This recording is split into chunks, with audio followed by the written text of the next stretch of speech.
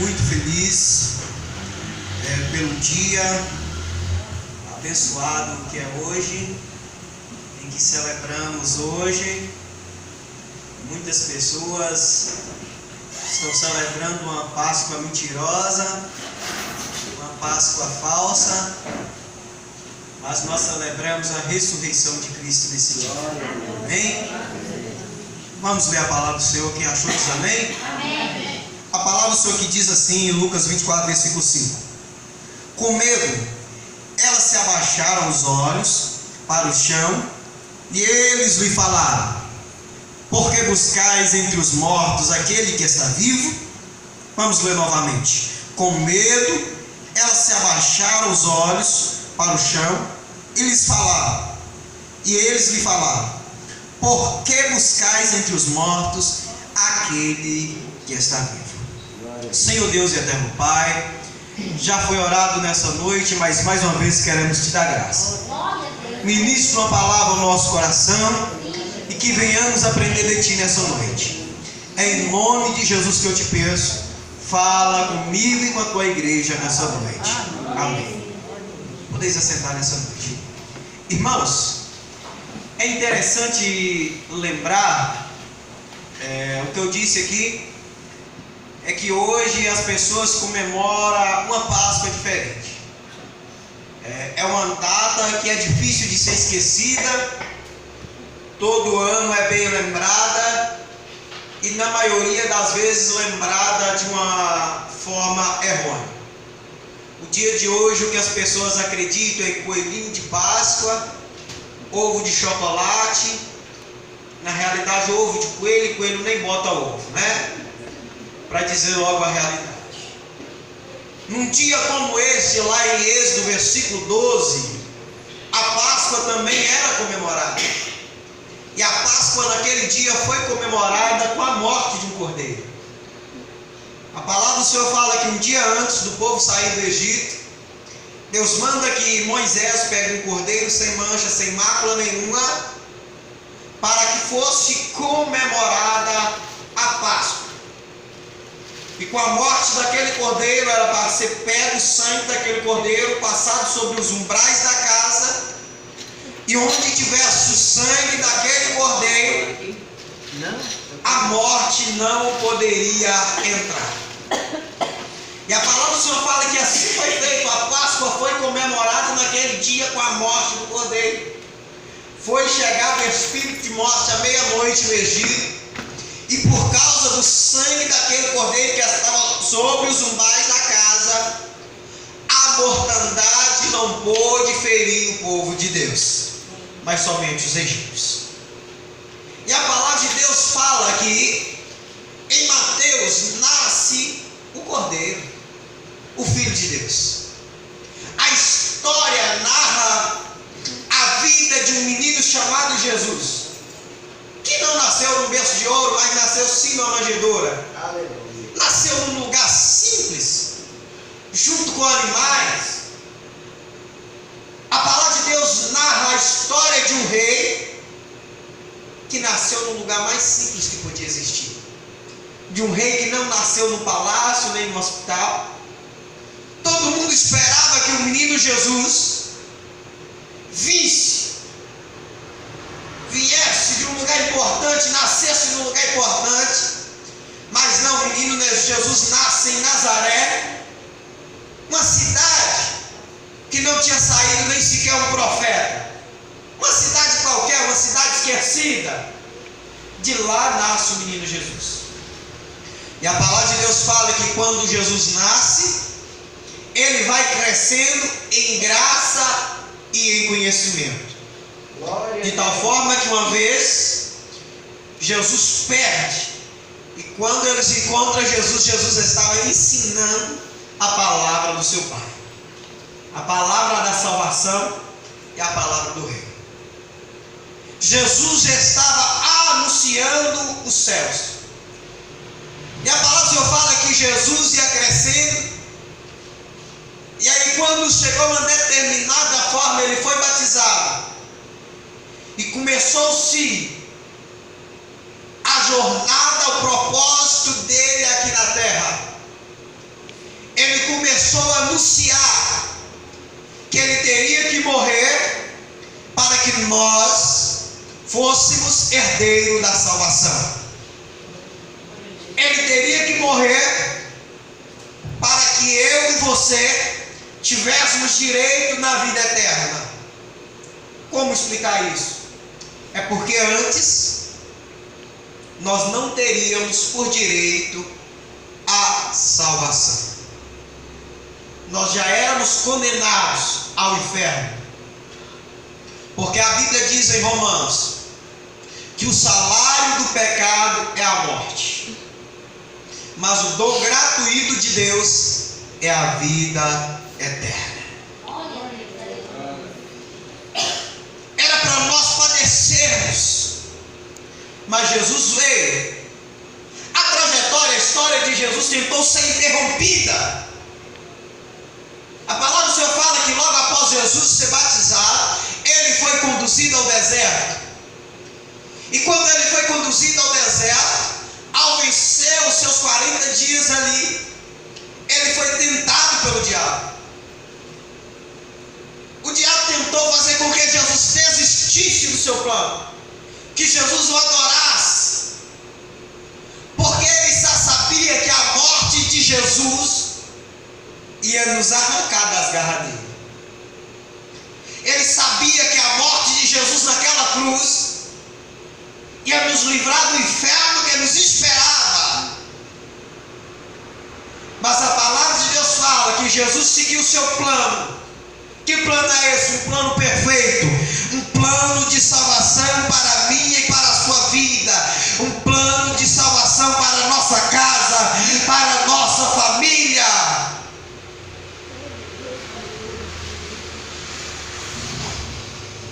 Jesus veio ao mundo para que nós fôssemos salvos, porque fora dele não há salvação. Fora desse Jesus só há perdição, só há ilusão, só há tristeza, só há decepção. E ainda que não decepcionados aqui, e ainda que não estivermos tristes aqui nessa vida, e ainda que aqui fomos cheios de prazeres e alegria, há um dia de perdição que nos espera fora do Mestre. Se nós estivermos longe desse Cristo anunciado nessa noite, ainda que pareça tudo perfeito, ainda que na nossa casa, que na nossa vida não falte nada, mas se faltar Jesus, um dia faltará tudo na nossa vida, menos desprezo e dor. Glória a Deus. E Jesus veio para nos dar direito à vida eterna.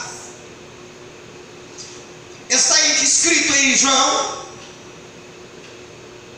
lá em João 3,16 assim: porque Deus enviou o seu único Filho, para que todo aquele que nele crer não pereça, mas tenha vida eterna. Aleluia. Glória a Deus. Ele só foi enviado para que eu e você não perecesse, não fracassasse. Queridos, e a palavra de Deus fala que Jesus seguiu a sua jornada até chegar na cruz. Foi pregando, foi curando, foi salvando almas, foi libertando cativos, como ele faz até o dia de hoje. Foi curando enfermidades incuráveis pelas mãos dos médicos. Foi libertando pessoas possessas de espírito que não poderiam ser livres por mão humana. Foi entrando em casas, em famílias, e resolvendo problemas irreversíveis, como a filha de Jairo que já tinha morrido, como Lázaro que já tinha morrido, e muitos outros casos na Bíblia. Mas a palavra de Deus fala que a cruz o esperava. A cruz o esperava, pois sem a morte de Cristo na cruz tudo seria inválido. Sem a morte de Cristo na cruz, querido, nós não alcançaríamos a graça e nem a salvação. E a palavra de Deus fala que ao chegar perto da sua morte, Jesus foi orar no jardim do Getsemane.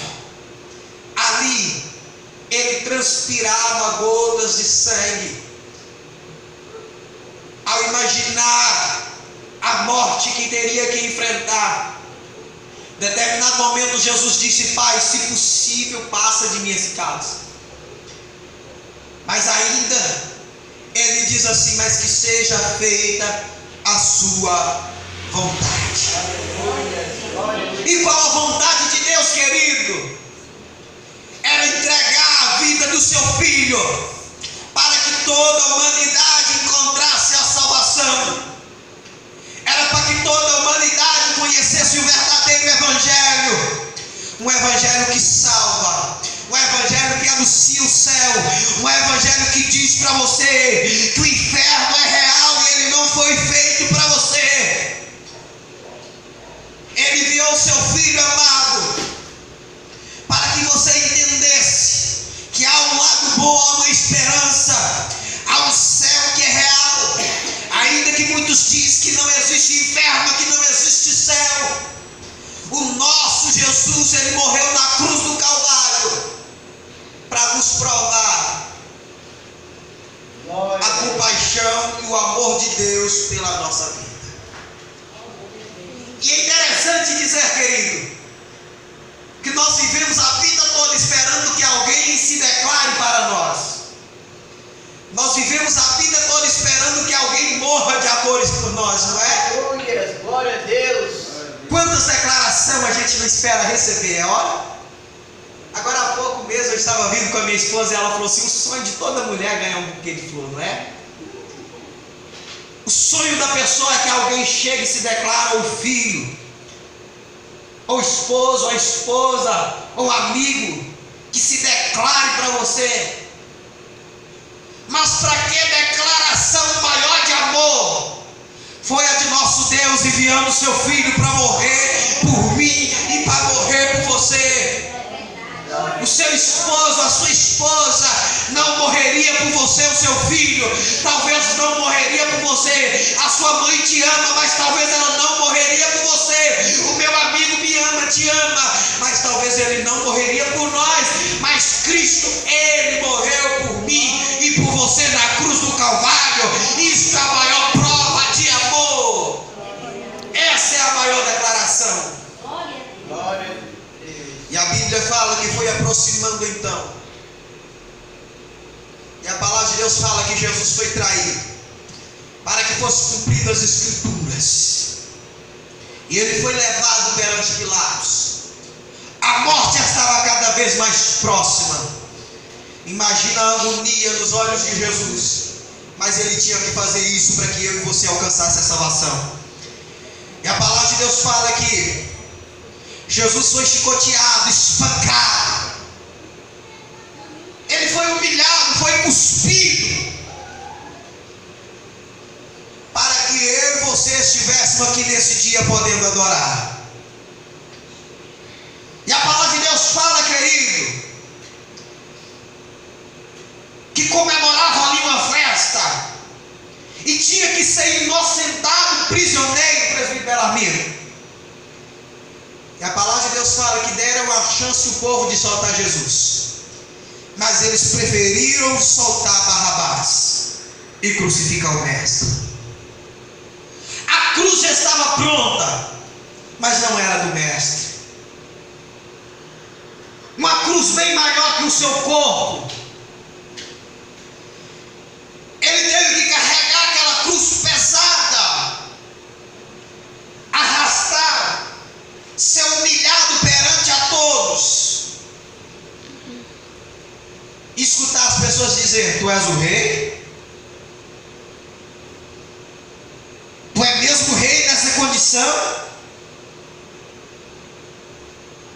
E a multidão o seguia para debochar, para zombar do nosso mestre, mas ele não podia desistir, porque senão nós não alcançaríamos a salvação. A palavra de Deus fala que ao pregar ele na cruz, como a cruz era bem maior que o seu corpo, os ossos dele foram deslocados. Você sabe que é furar o dedo pelo menos numa agulha? Quem aqui já furou? Quem aqui já foi costureira? Já furou o dedo pelo menos numa agulha? Foi doído, não foi?